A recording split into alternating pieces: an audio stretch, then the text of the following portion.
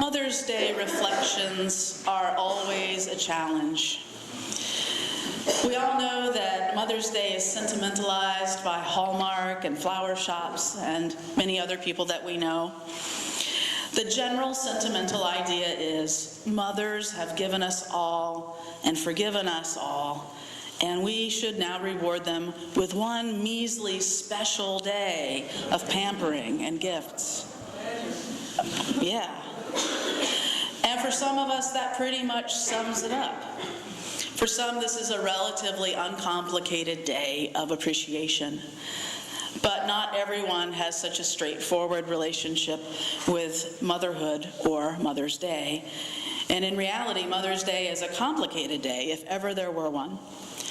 And I humbly acknowledge each of you today and your own unique path and your own unique situation.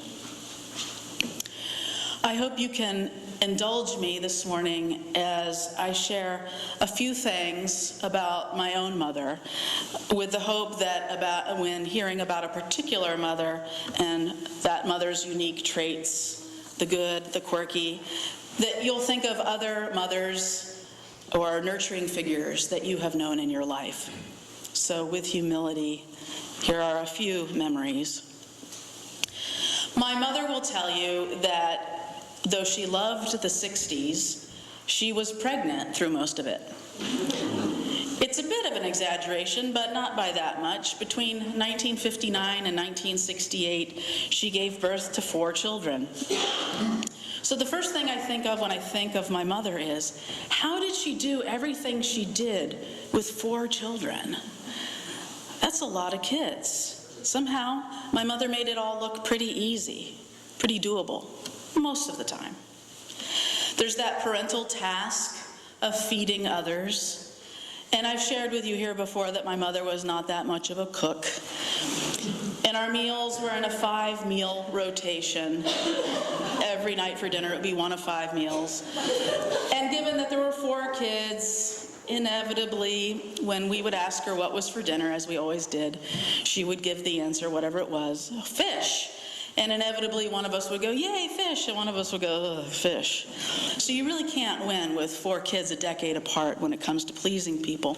But I will say this, no matter how mediocre the cooking, my mother managed to put a full meal on the table basically every night. I don't know how she did it, cooking for 6 every day in the way that we thought meals were supposed to be in those days, with a meat and a starch and vegetables.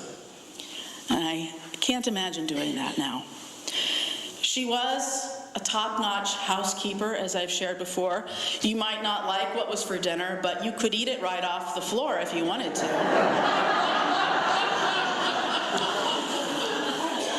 She vacuumed the entire house every single day. Every single day, that's not an exaggeration, even when she was sick. Imagine my shock when I went off to college and saw my first dust bunny.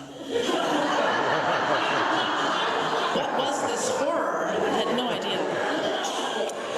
Lest you think my mother was no fun, all work and no play, I should disabuse you of that notion. She grew up in Tennessee, and although she lost about 95% of her accent, she can still spin a yarn. She'll chat up any stranger. In fact, be prepared to have conversations with everyone you pass if you're hanging out with my mother. In a restaurant, a grocery store, an elevator, in the ladies' room. She's never met a stranger. I find this delightful now. As a teenager, not so much. Also, my mother has always been young at heart. She loved to be out and about when we were growing up, doing whatever we kids were doing. She was the one to play catch in the yard during baseball season. She was happy to muck around at the flea market with us, or walk up and down the boardwalk on vacation, or ride the super-duper looper at Hershey Park. During the 80s, she was happy to be a mall rat with us.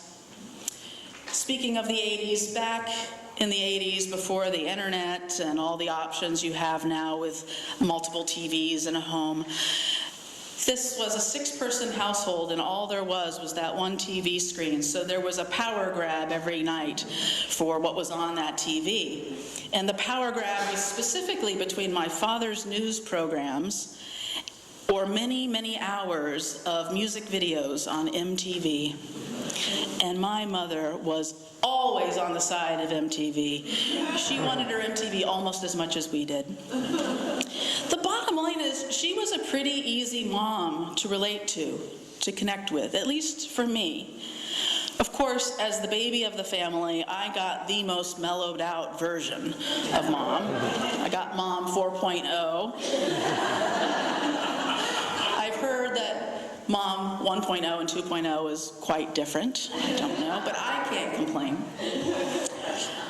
My mom had a serious side too. In the 70s, she was an old school feminist. She volunteered at NOW, the National Organization for Women, and she encouraged her 3 daughters to do the same. She had a subscription to Ms. Magazine. She loved Helen Reddy's I Am Woman. She was a devoted Girl Scout troop leader. I've always found it curious that in spite of all that feminism, she really did do virtually all of the cooking and cleaning and the lion's share of parental tasks.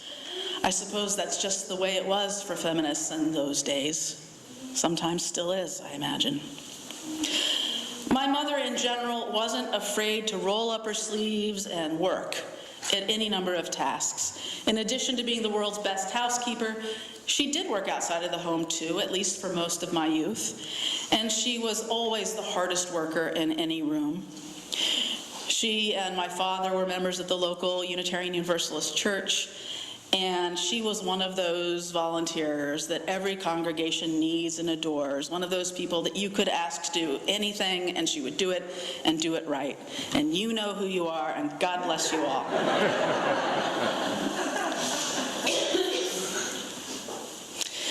My mom had a rough start in her own life. She grew up in Memphis, Tennessee with her mother and 3 older sisters, and they had very, very little money. Her own father left the family when she was just a baby. And she has had a lifelong sense of compassion and passion for the poor.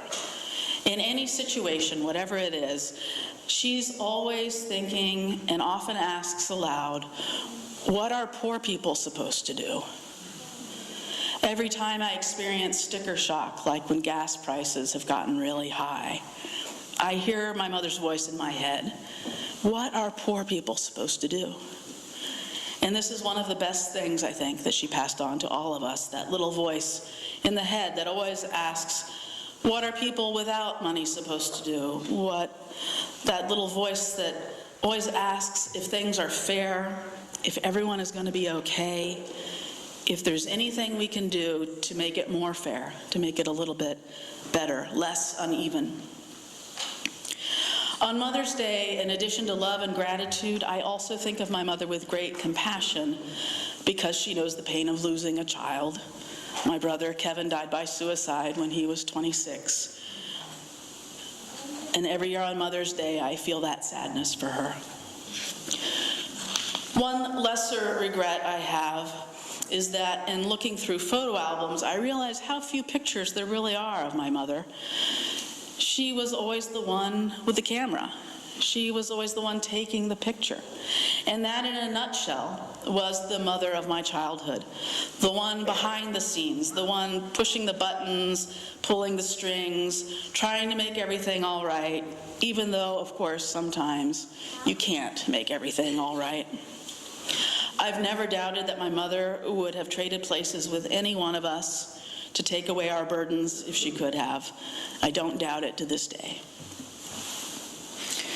Earlier, you heard the poem, The Lanyard, by Billy Collins. Several colleagues mentioned it to me as one of their favorite Mother's Day readings, and read the way it was this morning. You almost don't need anything else, so thank you for that. It reminded me, when I first read the poem recently, of course, of something that I name in my sermon title, and that is, this horrible mug. I don't know if you can tell from where you are just how misshapen it is and just what strange, hideous colors it is. And I can't say that it got worse over the years, like that it got less shapely or discolored. This is the way I made it for my mom. And I would maybe be proud of it and think it was sweet if I had been about 8 or 9 when I made it. But I think I was 13.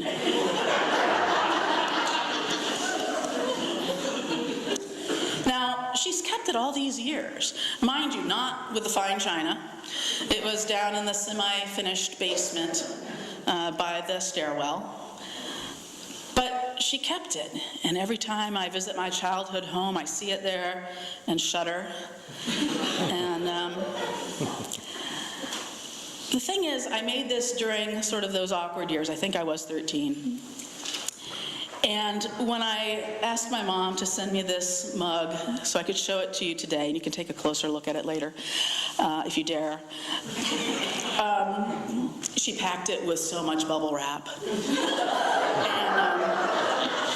I asked her why she kept this hideous thing all these years, and she said it was because I could have made anything I wanted to in art class when we were doing pottery, but I chose to make something for her.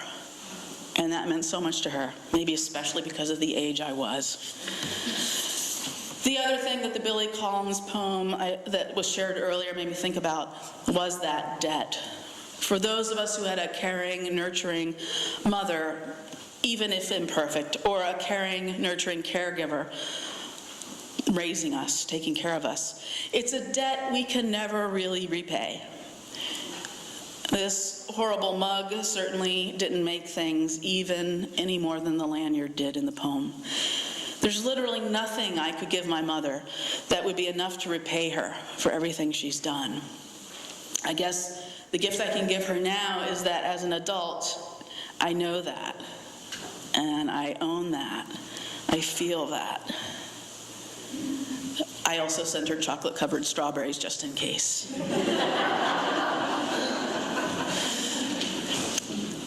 But in closing, I know Mother's Day can be a day that makes us feel inadequate in so many ways.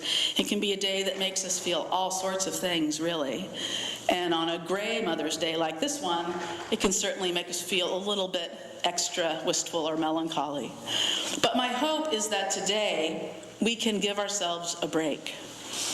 We were all imperfect children. We have been imperfect adult children, too. And we have been and still are imperfect caregivers or nurturers to the young and maybe sometimes to the old. But we do care. We do love. We try to nurture, sometimes following a very strong role model of motherly love. And sometimes we do our best without even having had the benefit of that strong role model of motherly love. And bless us all. To quote Unitarian Universalist Minister Jane Zepka, Mother's Day is no time to romanticize parenthood. Parenting is a down-to-earth process, if ever there was one. This Mother's Day, let's humanize our mothers and other caregivers. And I would add, let's humanize ourselves, too. To quote Zepka, thank Mom for doing what she could, given all the dirty socks. Thank her for loving you as well as she was able, in spite of those 3 years in junior high. And I say to you, pat yourself on the back for all the times you did the very best you could in a nurturing role, no matter how imperfect. You are appreciated. I see you. We see you. Thank you for your motherly love. Blessed be, and amen.